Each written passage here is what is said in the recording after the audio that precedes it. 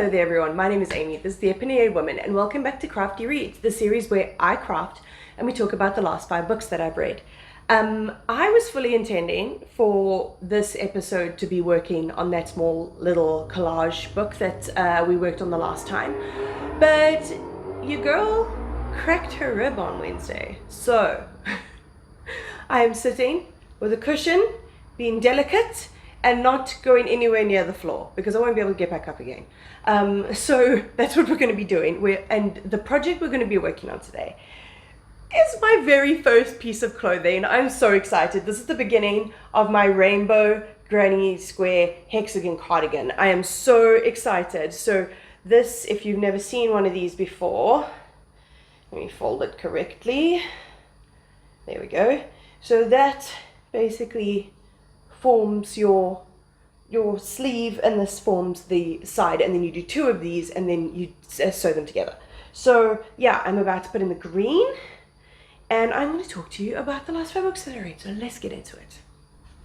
I will also be doing a full video on making this, not a tutorial but like a crochet vlog, which I've never done before. I love watching them, but I've never done one before, so there will be a full video for this cardigan when I finally get it finished. Alrighty, the first book we started off with was Wahala by Nikki May.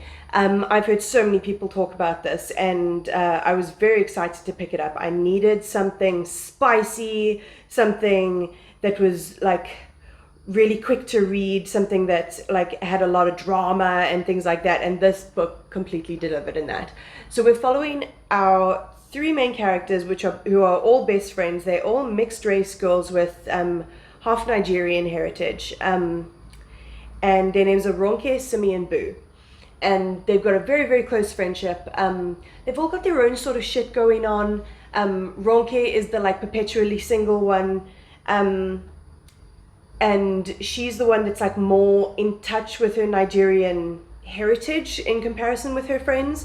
And then we have Simi, who's married to a white man who really wants to start having children soon, but she's like this high-powered person that I always picture wearing a pair of Louboutins. And then we have Boo, who is married to a white French man who has a child, but she's starting to have like a bit of a flirtation with someone at work. So there's already like drama and stuff going on. And then one of Simi's old friends from school comes into their friendship group, and her name is Isabel, and she causes Wahala. Oh my god. So like obviously I had to look it up. Wahala means trouble. What I really appreciated about this book, it is that it doesn't pander to the potential white audience, because like you see some books where they'll put the translation for all these different terms that they're discussing, but it's just part of their culture. In normal everyday life, they're not going to be sitting there trying to explain to a white person what these things mean. So like it leaves it up to the reader to look up some of these specifics so you know what's going on, which I actually appreciated.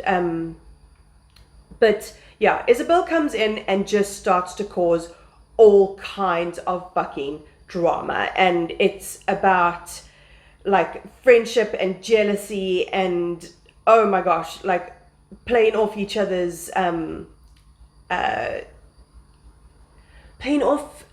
weaknesses. It was just really dramatic and really intense, and like at some points in the story, like you don't like some of these characters. Like I think Ronke was the only one that I didn't like really dislike at one point. Like the other 2, I definitely had moments when I was like, these bitches be bitches, you know. But yeah, I really liked the way it was written. It was very compelling, and it had an ending and a half, let me tell you. It was dramatic. Holy shit. Then I picked up Plain Bad Heroines by Emily M. Danforth, and I was annoyed that this one was a disappointing one. I had heard some mixed reviews when it came to this book, but I hoped I would like it anyway, and it was a bit of a disappointment. So we're following... So the story starts off in the past where there are these 2 girls that are like, they're a couple, and they're at this school where the school for only girls, and like being queer is very common there. There's a lot of girls that are in love and write like little love notes to each other and things like that. But these 2 girls are running through the forest, and they fall into a leather jacket hive, which is like a waspy bee type of thing that can like endlessly sting you, and they die. Then we skip to the present, where we are introduced to our three main characters, Harper, Audrey, and Merritt. Merritt has written a book about what happened at the school and what happened to those girls, and it's now been adapted into a movie that Harper and Audrey are starring in. So we get a little bit of the behind the scenes of like the casting of the movie, the writing of the movie, how it's happening, how it's being put together, the sort of like behind the scenes sort of things. And I really enjoyed the characters. Like, I liked the potential that they had, and I really wanted to see where their relationships would go. And then we flash back to the past, and when we flash back to the past, I was like, okay, this whole movie and everything is focused on these two girls and their love and the way they died. So we're definitely going to look back on them and their relationship, so we can get to know, what this whole story is based on a bit better. No, that's not what happened at all. The part in the past follows the headmistress of the school and her girlfriend Alex, who works there, and I feel like both of the topics seem to be building to something. And I was like, and it's a long ass book, so I'm like, okay, you're building some groundwork, you're getting some spooky things in, like the leather jackets are always there, which is like a really creepy part of it. So I was like, okay, maybe we're building up to something. And then nothing fucking happened. It drove me fucking crazy. I don't get why we were looking at the people in the past. I don't feel like that story helped at all. And I felt like there was no conclusion to this. There was no need for it to exist. Like, I just didn't get the point of what this book was for. It confused me, and I was disappointed. But I will pick up Emily M. Danforth in the future, because I liked her Miss Education at Cameron post, and I do like the way she writes. So maybe next time we'll get something that's gay, that hits the money a little bit better. Then I finally picked up Frankenstein by Mary Shelley. I love a classic. I love a gothic book. I love a gothic classic book. Unfortunately, this one was a little bit of a letdown. I think because of the cultural impact of this book and how many times it's been reimagined in different settings, I was expecting something that it wasn't actually. Like, I feel like if I read a retelling, it might be a little bit more satisfying, because like, we've all seen some kind of iteration of Frankenstein awaking his monster, in this big dramatic moment. But that didn't happen. It just sort of off the page was like, yeah, I did it, and now I regret it. That was basically how the story went, which was like really fucking strange to me. I was like, but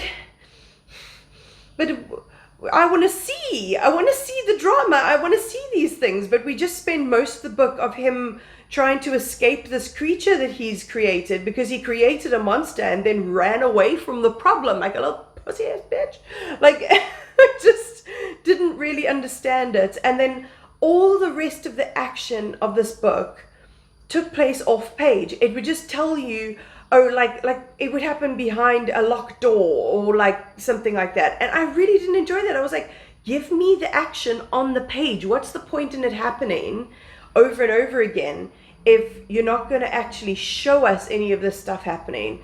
Like, we just get a lot of exposition and talking, and not. And I love a book that's like slow and just about, conversations, but this had action. It just wasn't described on page, and I found that to be rather frustrating. So yeah, like I said, I think I would like to read a reimagining, like a retelling of Frankenstein, and see how that one goes. Then just this last week, it was the Trans Rights Readathon, and I decided that I was going to listen to a trans audiobook for this readathon. It was set up to raise money because of all of the terrible anti-trans laws that are happening in the US right now. So I decided to participate, and I read The Subtweet by Vivek Shraya. Now, this is not a book that I would ever have picked up on my own because of the name. Like, I'm not a Twitter user, and I don't like, I'm a bit skeptical sometimes about how they put social media into books. Like, if it's the entire if the entire thing is just based around social media, like, some of the time it can be done well, but sometimes not so much. Luckily, Vivek Shraya is an artist herself, and she's a musician. She's on social media, so she knew how to write about this in a convincing manner. So luckily the author did write here. So basically we're following two main characters, Rukmini and Naya. Rukmini is a cover artist. She's a trans brown woman, and she covers a song of Naya's, and it goes viral. And Naya is like very much a purist when it comes to her work. She doesn't like covers, she doesn't like reworkings, she kind of like looks down on things like that, but she sort of can't ignore how viral this version of her song is going. So her and Rukmini start off this kind of friendship, and a bunch of different things happen to do with their careers, but I'm not going to spoil it. But basically it looks at how difficult it is to be a person of color, and a woman of color in the industry, and how tokenized you get, very much like a diversity pick in a lot of ways and in a lot of situations, and how because of that it sort of pits these women against each other, where we should be supporting each other. It pits people against each other because you are like the chosen brown people, by the masses, which is not something that I'd thought of before. Obviously, being a white girl, not in that kind of circle, I thought it was very interesting. And I also liked that the transness was so subtle. Like, I love a story that's, really focuses on trans issues, but she just happened to be trans, and that's kind of a story we want sometimes, just about a trans woman succeeding, and not having to go through a bunch of trauma on page. She's just a trans woman living her life, and they just mentioned it a couple of times. And I think it dealt with that kind of industry very well, and I think it's incorporated the subtweet and the nature of social media, and how we read meaning into every little part of somebody's social media, forming these parasocial relationships. And I thought that was really well done, even though I did only learn what a subtweet was while reading the book. And lastly, I read Before the Coffee Gets Cold by Toshikazu Kawaguchi. I have been hearing about this book for ages, and I finally decided to pick it up because it was on audio on Script. And this story follows this cafe, which has this very specific table, and if you sit at a certain seat at this specific table, you can go back in time. And there are a lot of rules around this time travel, and it's very occasional. It's not like there's people in and out, like constantly time traveling. There's a lot of rules. You have to be sitting in that certain seat. You can't leave the seat. You can only meet up with people who have been to that cafe before. And the main rule, the number one rule, is you have to drink the coffee before it gets cold, and that's what's going to bring you back from the past. If you don't, bad things will happen. And I thought the lore behind it was really interesting, and from a lot of the reviews that I've heard about this book, there haven't been, people haven't really mentioned how much you get to know the people who run this cafe, and you do get a lot of focus on the people who run this cafe, and how the time traveling affects them and the different characters that come into their restaurant, or into their cafe in order to time travel. So we get a couple of different people and their backstories and why they want to time travel, and I really enjoyed it, except the very last part. If you've read this book, you'll know what I mean. The sort of message behind the last part of the story I didn't enjoy, because I'm very pro-choice. I just thought the message was a little bit iffy, but I'm just being very picky. I really did enjoy this book. I love a piece of Japanese fiction, and I am going to be picking up the sequel.